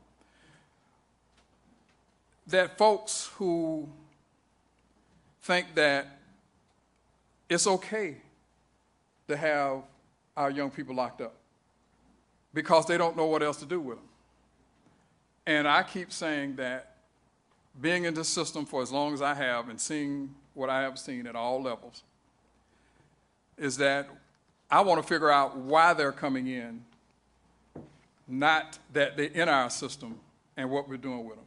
Because I think if when I look at throughout this country and being on the federal minority overrepresentation groups and all those kinds of things, that's the stuff that people talk about, but in public don't like to talk about.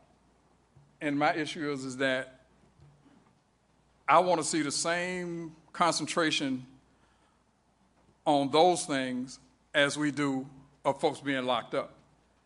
Because I think being locked up, then that's the easy way out. And if it's our kids, it's like the drug, piece. Since we know that opiates and all those things are a problem now, when we look at it, now we're saying, well, we need to do something about that.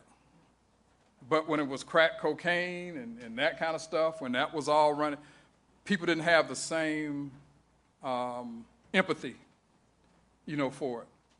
And so we have to look at ourselves and see what we want to do to change this.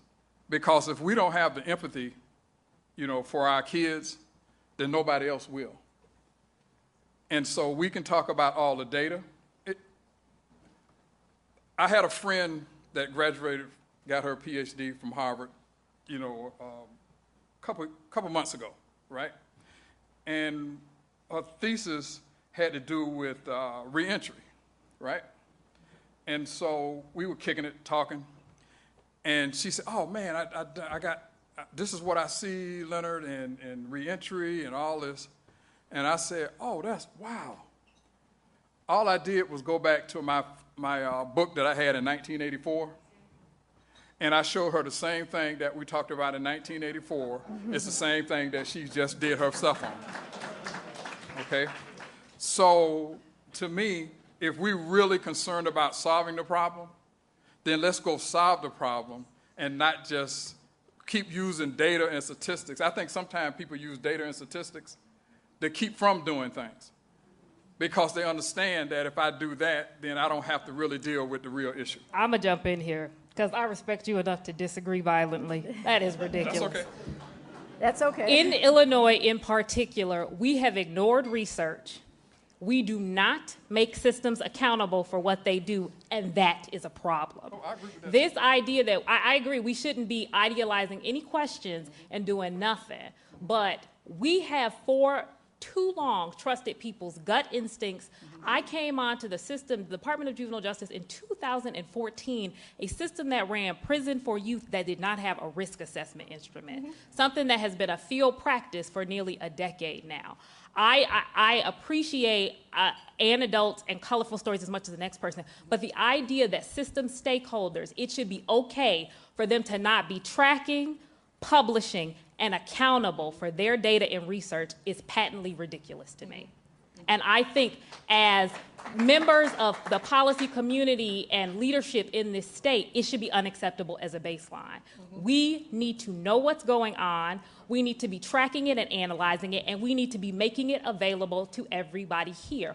Also, I agree poverty is a problem. Race is a problem, and we need to talk about those things.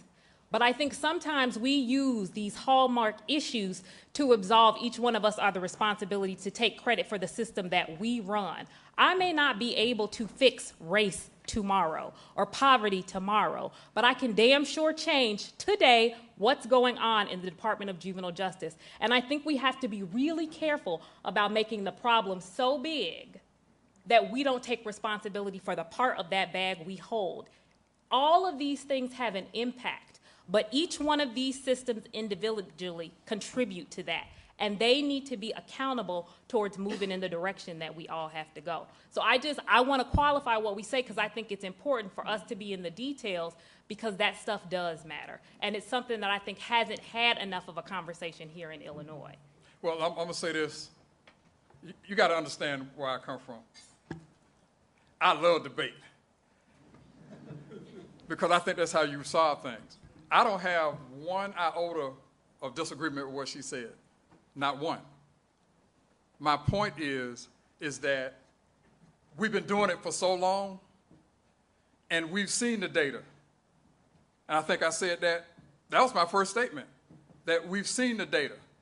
The data has not changed that much in the last, I've been doing it for almost 40 years. And so if we know that that's what the deal is, the question becomes, what are we doing to fix the problem? Because we keep looking at it as the kids getting into the system, and I keep saying, what are you doing before they get into the system? With regard to that, Superintendent Dixon, all of you have talked about being in the system. Mm-hmm. Do you think there's a correlation in the fact that many of the people who have come into the system have been in the system earlier in abuse and neglect? And do you think it would be helpful to have a unified juvenile justice system, Judge Sheehan? That's a big question. I know. Thank you for giving me that question. Oh, I'm going to leave. Well, I think a lot of people need to weigh in on that. I mean, I think that I'm looking at some of my colleagues over there. Some are shaking yes, some are shaking no. I think there's people who would think that would be a good idea, and others who wouldn't. As far as a unified system, I would have to study that more and have more information about that. But what I would say, though, is we should be working towards real, authentic collaboration with each other, because there's things that are going on over in child protection that I hear about, and while it's only across the building, sometimes it seems as if those two worlds are far apart, and there are certainly children who started out in the child protection side of the building who end up in the juvenile justice side of the building. Of course, the question really means, do we need to do more earlier on before they... Definitely. With more resources. Absolutely. We have, I've been told to cut it. We have one question from the audience so far, Andrea Durbin. She's with the Illinois Collaboration on Youth Pay Now, Illinois. How does this failure of Illinois to pass a budget, keyword, and pay its bills impact juvenile justice reform in Cook County? We are seeing the evisceration of community and provides the help and prevent violence and address mental health issues. So with addiction and all the other things, I don't think that we need to hold dissertation on this, but I think quickly you could answer the questions in each a minute. Sheehan. Just in a minute, with regard to saying we want to do work with bringing the community in, some of these smaller service providers count on those dollars from the state, and if they're not a larger service provider, they're going to have to close up shop, and they will not be able to provide the services because they do not have the funds to keep providing the services. And when we're really talking about marshaling the talents of the community, it's those smaller service providers that we're relying on. So that's obviously one way it affects it. Dr. Jones? We need a safety net. There's no question about it. If what we're trying to do is have, more kids, less kids treated by the system and more kids treated locally, there has to be something locally for them. So at some point, everybody's going to have to come together so that we ensure that, or all of us are going to have to be hosting this lunch in the rotunda of the Capitol. Superintendent? Ditto. Ditto, okay. Well, first